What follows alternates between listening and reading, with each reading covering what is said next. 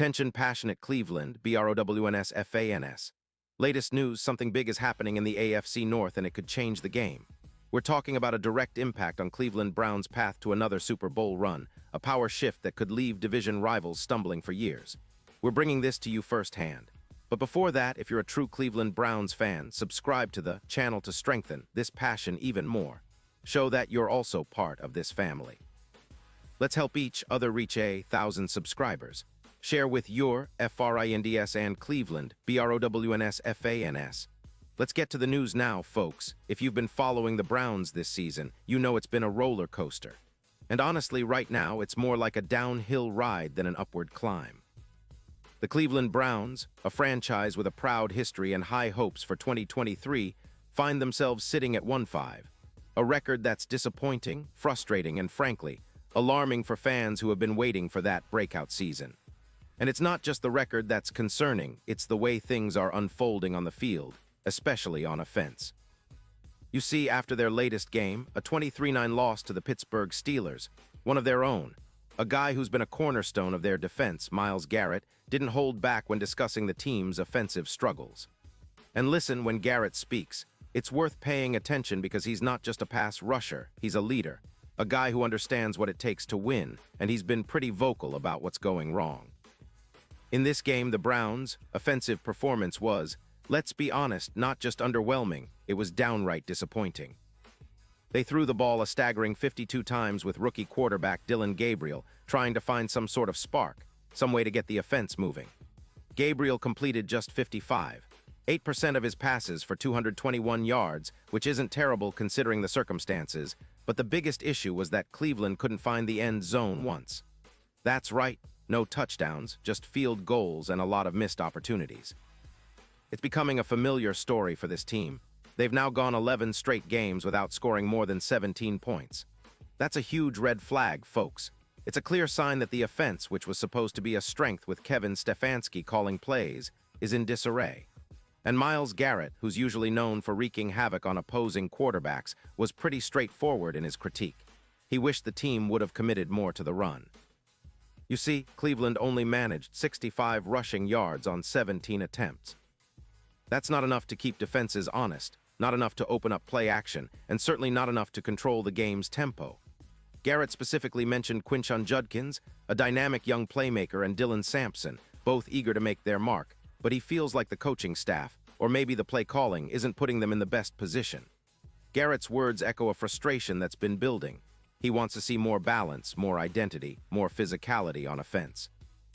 It's obvious he believes that leaning on the run game, especially with a talented rookie like Judkins, could be a game changer, but for whatever reason, that hasn't materialized the way it should. This offensive stagnation isn't just a minor hiccup, it's a systemic issue. The Browns had high hopes for Gabriel, expecting him to inject some energy into their attack after a shaky start to his NFL career, but so far that hasn't panned out. Instead, Cleveland's offense has become predictable, one-dimensional, and frankly boring to watch. And it's not just about the points on the scoreboard, it's about the confidence and rhythm that a well-rounded offense can build. Without that, they're just trying to scratch out wins, and that's a tough way to make a playoff push. The fact that they haven't scored more than 17 points in over 10 games is a stark indicator of just how much work needs to be done. Now Garrett, being the vocal leader he is, didn't just talk about the offense. He also shared some raw, honest feelings about the team's frustration and the ongoing struggles. After that Steelers game, he looked visibly upset, and he didn't shy away from saying how frustrated he is with losing in the same way, over and over again. That kind of honesty is rare and refreshing, especially coming from a guy who's been recognized as one of the best defensive players in the league.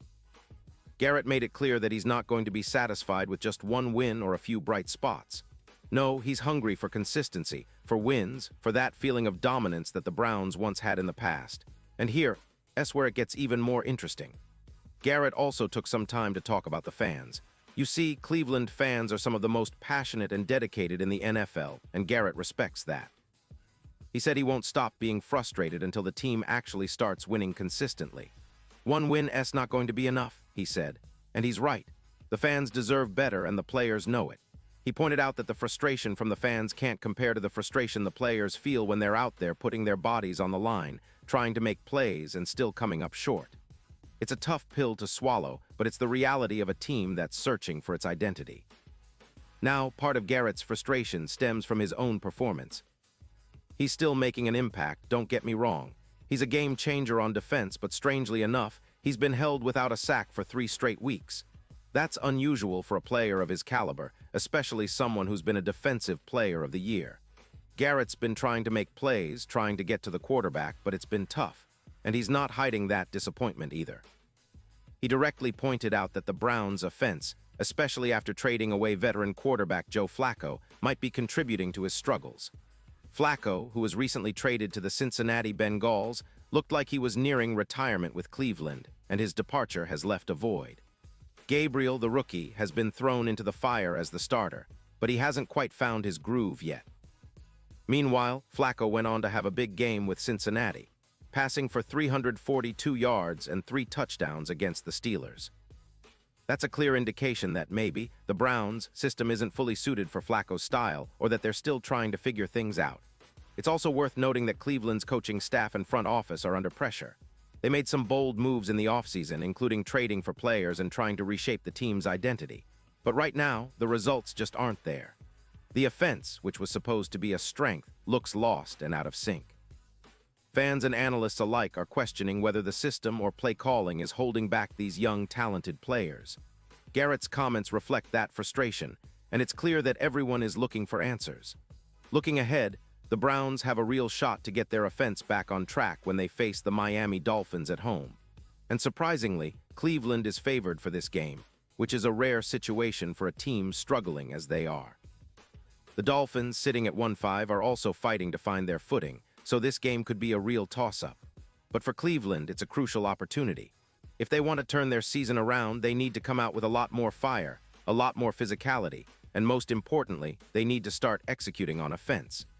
The talent is there, especially with young players eager to prove themselves, but execution and confidence are what's missing right now. And let's not forget, Garrett's leadership and intensity are vital for this team's future. His voice carries weight in the locker room, and his desire to see the Browns succeed is genuine. As the season progresses, the pressure will only mount. The coaching staff will have to find solutions, whether that's adjusting the play calling, giving Gabriel more protection, or leaning more on the run game with Judkins. The Browns have the talent, they have the pieces, but they need to put it all together. If they can do that, maybe, just maybe, we'll see the team that can contend in the AFC North and make a serious run for the playoffs. But honestly, for now, it's a waiting game. Fans are hoping for that breakthrough, that spark that turns this season around. And players like Garrett, who are willing to be honest and push for that change, are what this team needs. The frustration is real, the stakes are high, and the passion of the Cleveland Browns faithful is undeniable.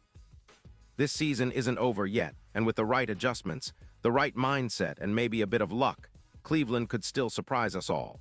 But it's clear that the road ahead is tough, and the team's offensive struggles need to be addressed immediately if they want to stay relevant in this competitive AFC landscape. Pause here just for a second. If you want the YouTube algorithm to keep recommending the latest Cleveland Browns news to you, it's super important that you leave a like on this video. Go ahead, it's quick and it makes a big difference.